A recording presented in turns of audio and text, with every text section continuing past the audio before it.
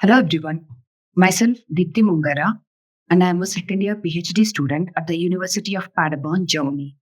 In this talk, I'll be presenting findings from our study titled Security and Privacy Advice for UPI Users in India, which I co-authored with Harshini Ramulu and Yasemin Acar. This research was published in the proceedings of the 34th USENIX Security Symposium. Let's begin with India's Unified Payments Interface, better known as UPI. UPI connects all kinds of users across India, from busy merchants to everyday people managing their daily expenses. This is how UPI works. The UPI user can choose different identifiers like a phone number, a virtual payment address, or even a QR code to send money to friends and family, in store payments, or even online shopping.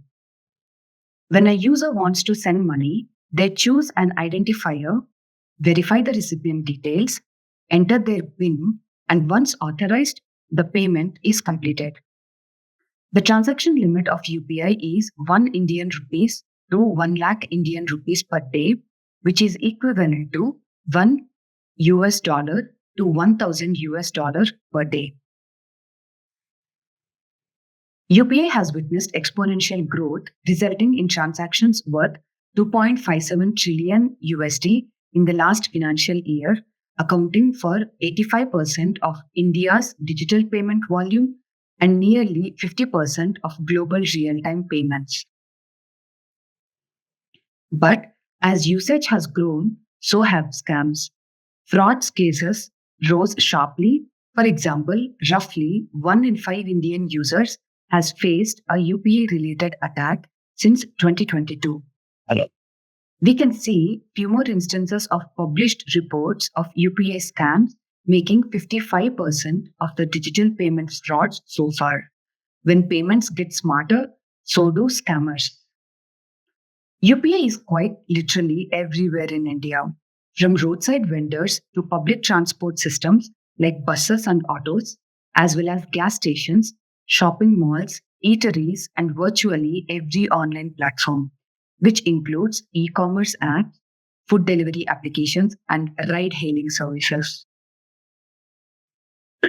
To explore how UPI security can be improved for real users, we focused on three key questions. First, how do users actually perceive security? What concerns them? How do they behave? And why? Second, where do they learn about staying safe? What sources shape their understanding? Finally, how does all of this align or misalign with the formal advice being given by banks, UPI applications, and regulators? We answered the research questions by conducting two-step study, advice analysis and user perception analysis. For advice analysis, we manually collected UPI safety advice by navigating to the official websites of 16 entities like 2 regulatory bodies, 10 most used banks, and 4 most used UPI applications in India, and searched using keywords like UPI, safety, privacy, security, tips, advice, etc. For user perception, we opted for semi-structured interviews with 26 general UPI users who were recruited in convenient sampling method.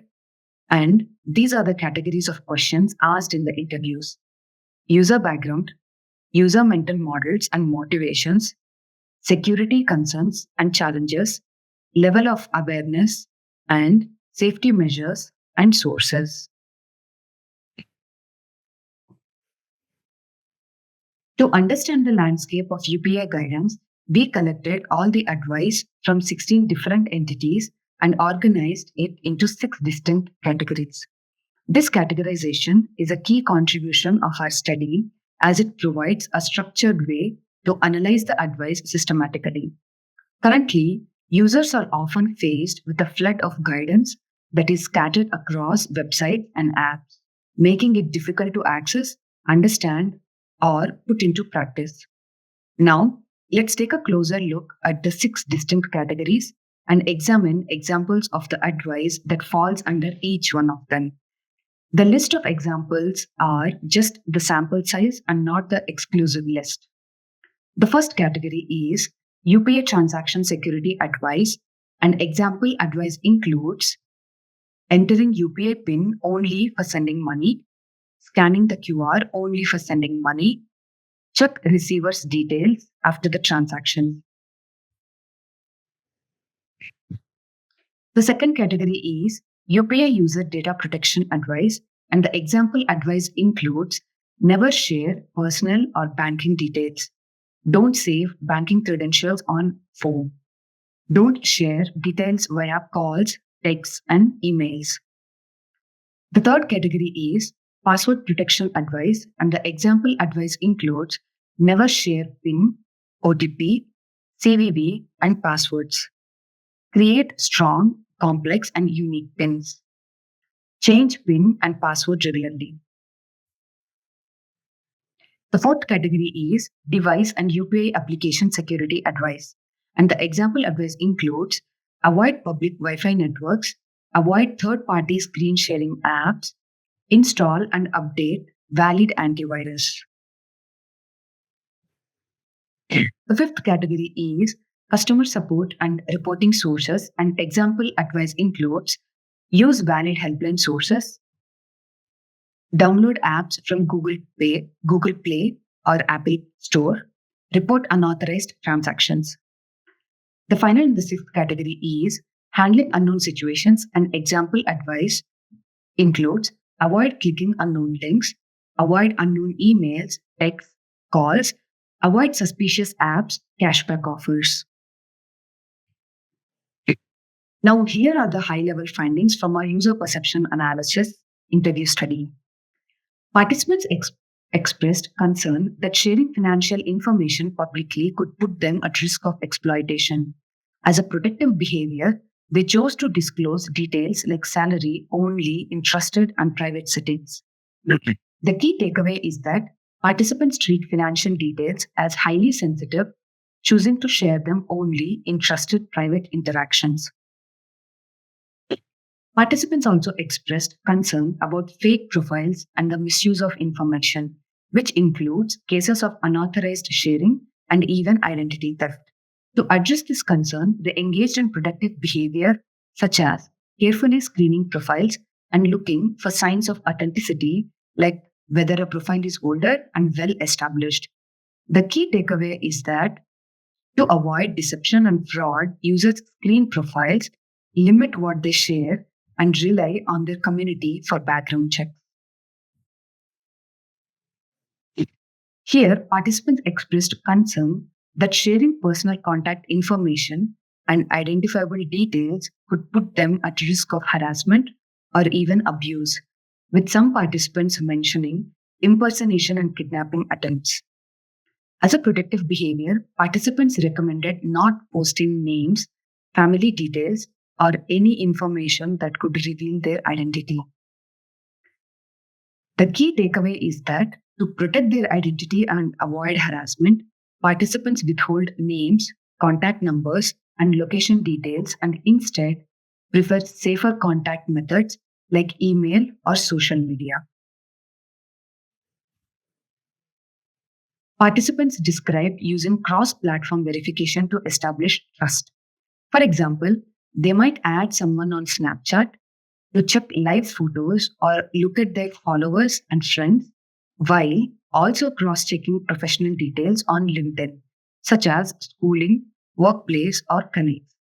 This protective behavior helps them confirm authenticity across both social and professional spaces. The key takeaway is that users build trust by verifying profiles across multiple platforms, combining social and professional information to confirm authenticity. Participants suggested that platforms should add features to protect privacy and build trust. For example, one participant said they would feel safer posting pictures if platforms prevented screenshots and image downloads. Another participant suggested that platforms could display a check mark beside user's profile to indicate a verified identity, which would make people more comfortable sharing the content. The key takeaway is that users strongly desire privacy controls and platform level verification to feel safer when sharing personal photos and information online. Finally, our recommendations focus on both UPI users and entities. For users, we emphasize the importance of relying only on official sources such as bank websites and trusted banking applications to get accurate information and timely updates. It is equally important for users to explore all available settings within their UPI apps, including transaction limits, biometric authentication, and account management options, as these can significantly enhance both security and convenience.